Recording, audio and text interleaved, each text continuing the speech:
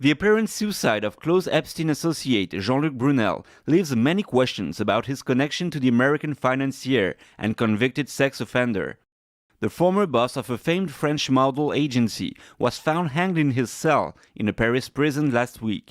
He had been detained for over 12 months as he was investigated on suspicion of trafficking minors for sexual exploitation and the rape of minors. In filings in a federal court in New York, he was accused by one of Epstein's victims, Virginia Giuffre, of offering modeling jobs to girls as young as 12 and taking them to the US to, quote, farm them out to his friends, especially Epstein. Brunel was also accused of sexual assault by American models in a documentary released in 1988 named American Girls in Paris. He is acting as a matchmaker. He's got the agency, he's got the girls. His friends say, oh, Jean-Luc, I'd like to meet some girls, or we're having a party tonight. Can you bring some girls? Former military intelligence officer Alexandre Zhovin-Brunet says this is not an isolated issue, and France and Belgium have problems with pedophile networks. According to data released by police in 2019, more than 50,000 minors disappear each year in France.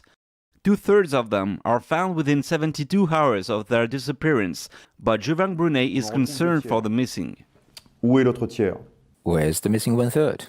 What are the networks that make that third? 1/3 of children who disappear maybe end up in prostitution networks or something else, sold to foreign countries.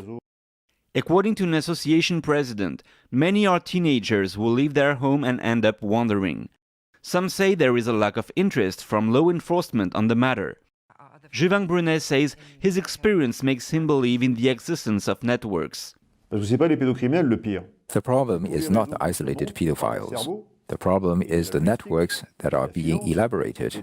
There are brains behind it, and also financial support, logistics, influence, collusion that make these children disappear. Maybe we are talking here about white-collar crimes.